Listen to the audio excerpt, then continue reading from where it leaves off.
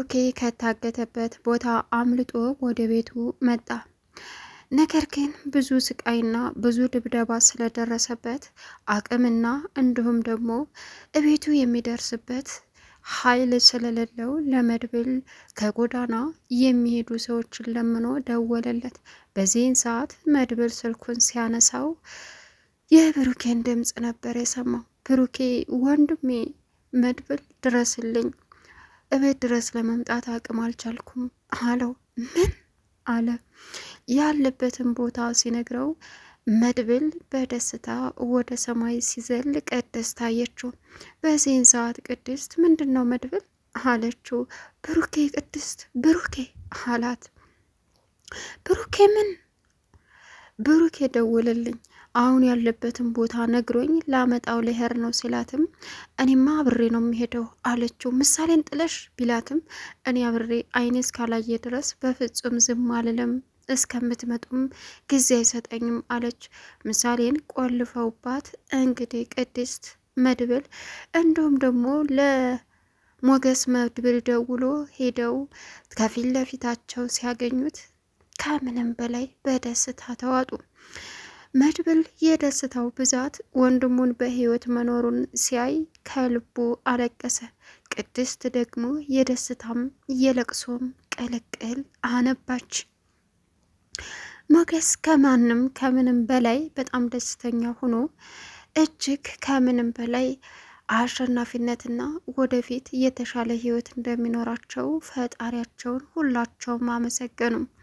ሰላም ውድና የተከበራችሁ የዙዙነት ሚዲያ ቤተሰቦች እንዴት ናችሁ? ልይ ሰላማችሁ ይብዛልኝ። ለዚህ ቻናል አዲስ ሲሆናችሁ ሰብስክራይብ እያደረጋችሁ ቪዲዮውን እስከ መጨረሻው ተከታተሉ። ምሳሌ ቀጣይ ፓርት ይዘን መጥተናል። እንግዲህ እንደሚታወቀው ብሩክ ከእጁ ላይ ያለን ሰንሰለት ለመፍታት ወይም ደግሞ ከወደቀበት ሲነቃ እጁ ላይ የታሰረው ሰንሰለት ላልቶ ስለነበረ ያንን ሰንሰለት እንደምንም ብሎ በማላላትና እጁን ከዛ በማውጣት የታሰረው እግሩንም የታሰረው አፉንም ፈቶ እግሬ አውጪ በማለት ያው አቅም ባይኖረውም ከብዙ ስቃይ በኋላ ወደ ውጭ ወጥቶ የውጯን አየርና እንዲሁም ነፋስ የመጀመሪያ ሲያያት የመጨረሻ አመሰገነ። ፈጣሪ ሆይ ላንተ ምን ይሳንሃል? ከዚህ ያወጣኸኝና ተፈጥሮ አየር እንዳሸት ስላደረከኝ በነጻነት እንድኖርም አሁንም ቢሆን መንገዴን ቀኝ አድርገህ ከቤተሰቦች ጋር እነዚህን አረመኔዎች ከመንገድ ላይ አንስተህ አገናኘ ከቤተሰቦች እያለ እንግዲህ ጸለየ። ከዛም አቅም ስለሌለው ወይም ደግሞ ድንገት ቢያገኙኝ አምልጭ ሩጫ አመልጣለሁ የሚል ሀሳብ ስለሌለው የመጀመሪያ ጉዞውን በጎዳና ሲያደርግ የፍርሃት ነበረ። ነገር ግን ከፊት ለፊቱ አንድ ሽማግሌ ሲመጡ አገኛቸው። አባባ አለ። ወየ ልጄ ሲሉትም እስኪ ስልክ አስደውሉኝ። ምን ሆነህ ነው ልጄ? ይሄ እኔ አይወራም፣ ግን ቤተሰቦችን ማግኘት ፈልጋለሁ። ስልክ አስደውሉኝ፣ ተዘርፌም ተደብድቤም ነው አላቸው። አንተን የመሰለ ልጅ እኔን በማለትም እንግዲህ ደውለው በሚገርም ሁኔታ አሁን ላይ ብሩኬ ለቤተሰቦቹ ስልክ በመደወል ለመድብል ወደዛ እንዲመጣም አደረገ። መድብል ሄዶ አገኘው። ብሩኬ መጣ ሲባሉ ሁሉም በሽቅድምድም ሞገስም እንዲሁም ደግሞ ቅድስት መድብል አለበት ቦታ ሲደርሱ እሱ መሆኑን ራሱ ማመን አቃታቸው። በእርግጥ ብሩክ ያሳለፈው የህይወት ስቃይ ከባድ ነበረ። ካሌብ ሙሲሳ እንዳይሆን አድርጎ እንዲቀጣ አድርጎታል። ነገር ግን አሁን ነፍሱን ለመንጠቅ ላይ እያሉ ነበረ ድንገት ብሩኬ ባልታሰበና ባልጠበቁት ሰዓት ላጥ ብሎ የወጣባቸው። እነሱ እየጠበቁ ያሉት እነ መድብል መጥተው ሌላ ችግር ይፈጥራሉ የሚለውን ስለሆነ ውጪ ላይ ቁመው የሚጠብቁት ዘበኞች ብሩኬን ሆን ብለው ሊያውት አልቻሉም። ምክንያቱም አቅም የለውም፣ ምንም ማድረግ አይችልም፣ መውጣትም አይችልም ብለው ስለገመቱ አሁን ላይ እሱ ግን ባልታወቀና ባልነቁበት ቦታ ወጥቶ ወደ ቤቱ በመምጣቱ እጅግ ከምንም በላይ ያስደሰታቸው እነ ምሳሌ ደስታቸውን እያከበሩ ይገኛሉ። ዝና እንግዲህ ብሩክ ጠፋ መባለን ሲሰማ እውነትም የናቁት ያዋርዳል የሚባለው አሁን ነው። ወይኔ ዝና፣ ወይኔ ዝና፣ እኔ ያበበ ልጅ ተበላሁ በቃ እያለ መጮህ ጀመረ።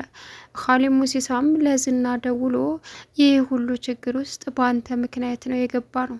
ስለዚህ አሁን እንዴት ማስተካከል እንኳ የማንችልበት ሁኔታ ላይ ነው ያለ ነው። ስለዚህ እንደገባህበት ውጣው በማለትም አሁን ዝና ላይ ትዕዛዙን አስተላለፈ። ዝናም እንዴት ይህን ትላለህ ኻሊብ? እኔ ወድጄና ፈልጌ አይደለ ልጆቹ ኃይለኛ ናቸው ብዬህ ነበር። አንተ ግን ችላ በማለት ይኸው ሌላ ችግር እንዲፈጥሩ አደረግካቸው። እሺ የኔ ጥፋት ምንድን ነው ኻሊብ አለው። ጥፋትን ራስህ ታውቃለህ። ማስተካከል ያለብን ነገር አስተካከል። እነዛን ሰዎች ፈልገህ ከነዘር መንዝራቸው ካልጨረስክ የኔና ያንተ ህይወት አብቅቶልናል አለው። ዝናም እንዴት ነው እቤት እዛ ተደበቀበት ቦታ ድረስ ሂደው አውጥተው ያመጡትን ሰውዬ እንዴት ነው እኔ ብቻዬን የምገላቸው ሲልም በዛ ላይ አግተው ያሰቃዩኝን ስቃይ በራሴ መወጣት እንደምችል ነግሬህ ነበር። ግን ደግሞ እዛ ቦታ ድረስ ሆን ብለው ሄደው ነገሩን አጣርተው ከመጡ አሁን ላይ ነቄ ብለው ይጠብቁናል። ስለዚህ ከኛ በላይ የእነሱ ኃይል ይከብዳል ማለት እኮ ነው ኻሊብ አለ። የራስ ጉዳይ፣ ሁሉንም ነገር በራስ መንገድ አበላሽተዋል። ስለዚህ የኔ ጉዳይ አይደለም በማለትም መለሰለት። ዝና የመጨረሻ ልቡ ተሰበረ። አሁን ዝና መሀሊት ላይ እልኩን እየተወጣ ይገኛል።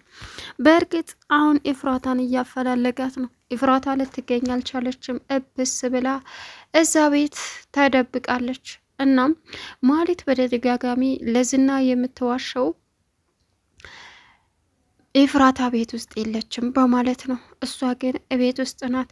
አሁን ላይ አዲሱን ዜና የብሩኬን መጥፋት ሲነግራት መሀሌት የመጨረሻ ደነገጠች። ምን? እኔ እኮ እንደገደላችሁት መስሎ ነበር የሚሰማኝ። በህይወት አለ አለች። ዝም በይ አንቺ ክፍታፍ እያለ እንግዲህ መሀሌት ላይ እየጮኸባት ይገኛል። ብሩኬን እንግዲህ ያገኙት የቤተሰቡ በሙሉ ዳጣን ጨምሮ ዳጣ እውነት በቃ የሰው ልጅ ያለ ጊዜው እንደማይሞት ተረድቻለሁ። በምሳሌ እረዳ ነበር። አሁን ደግሞ ባንተ እንደዚህ አድርገው ይህ ሰይጣን ዝና እሱን ባገኘው ቀጠቅጠዋለሁ እያለች ነበረ። ሞገስም ከት ብሎ ስቆ መቶልሻል ነበር መቼ ነካሽው? አሁን ይኸው እየተሳደርሽ ነው ይገለኛል እያልሽ አይደለ? ተሳሳኩ አላት። ሞጊ ደግሞ ዝም በል አንተ ስታመልጣል ነበር። አሁን ጊዜ የኛ ነው፣ አሸናፊ ነን። አሁን እንደፈለግን እሱን ማሽከርከር እንችላለን። ወንጀልህን ለፖሊስ እንሰጣለን እያለን ማስፈራራት እንችላለን አለችው። መድብልም ዳጣ ተረጋጊ፣ አሁንም የምንወዳቸውንና በዙሪያችን ያሉ ሰዎችን ማገታቸው ስለማይቀር እንደዚህ እየወጣችሁ እንደፈለጋችሁ የምትሆኑበትን ነገር ብታስተካክሉ ነው የሚሻለው እና አሁንም እኛን ለመጉዳት ወንጀላችንን አውጥተው ለፖሊስ ይሰጡብናል በማለትም ወደኋላ የሚሉበት ምንም ምክንያት የለም። ስለዚህ አደራ ሁላችሁም ራሳችሁን ልትጠብቁ ቃል ግቡልኝ። ቅድስትም ምሳሌም አለ መድብል። በዚህን ሰዓት ብሩኬ አሁን እኮ ነው መጥቻለሁ ወንድሜ፣ እስከ ዛሬ ብቻዬን ሆኜ ይሆናል። አሁን ግን ማንም እንደማይነካኝና ምንም እንደማይፈጠር እኔ ቃል ገባላለሁ አለ። ብሩኬ አውቃለሁ አንተን ማንም እንደማይደፍርህ፣ ለልጄ ስትል እዚህ ሁሉ መከራ እንደገባህ አውቃለሁ። ግን ቢሆንም ደግሞ ጥላቶቹ በሙሉ እያንዳንዳቸው ዋጋቸውን ያገኛሉ። አይዙህ አይዙህ፣ ዋናው አንተ ደህና ሆነህ መንጣትህ ነው አለው። እኔ ስለ ራሴ አስቤም አላውቅም፣ ግን ወይ ቶሎ በገደሉኝ በልጄ ጭንቀት ከመሞት ብዬ ነበር እያሰብክ የነበረው። እኔን እንደዛ ሲያሰቃዩኝ እኔን መጎዳቴ አይደለም፣ ልጄን የሆነ ነገር ያደርጉብኛል ወይ ቪዲዮ ይልኩና ልጄ የሆነ ነገር ትሆናለች እያልኩኝ በሀሳብ ነበረ ሳልቅ የከረምኩት። ከዛ ውጭ ወንድ ልጅ አይደለሁ እንዴ? እንኳን ይህንን ብዙ ነገር አሳልፍ ያለሁ አለ። ሞገስም ሁሉም ነገር አልፎ አሁን የተሻለ ህይወት እንዲኖረን መጣራችን ነው። ሁሉም ነገር ቀላል ነው። ከዚህ በኋላ ዝና አከርካሪው ተሰብሯል። ምንም የሚያመጣው ነገር የለም አለ። እውነት ነው። በነገራችን ላይ ሞገስ አይደፍርም እንጂ ሀሳቡ ብሩህ ነው። በጣም የሚያስባቸው ሀሳቦች በጣም ከባድ ናቸው። ለጠብ ግን አይቸኩልም፣ አይደፍርም። ግን ደግሞ ከስሜታዊነት የራቀ ሆኖ በሀሳብ ብልጥ የሆነ ሰው ሁሉንም ነገር ማሸነፍ እንደሚችል ነው የተረዳሁት ተሞገስ አለ መድብል።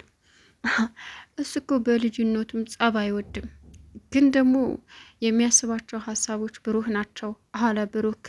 አዎ ነው፣ ግን ለእኔ ሀሳብ እየሰጠ ይሄ ቢሆን ይህ አይሆንም፣ ይሄን እናድርግ የሚለኝ አንዳንድ ቦታ ላይ መለስለታለሁ፣ አንዳንድ ቦታ ላይ ደግሞ እኔ ሙግግልበት ስልበት ተከትሎኝ አይንን ጨፍኖ ይገባል። እና ለአንተ ብዙ ዋጋ የከፈለው ጓደኛ ነው።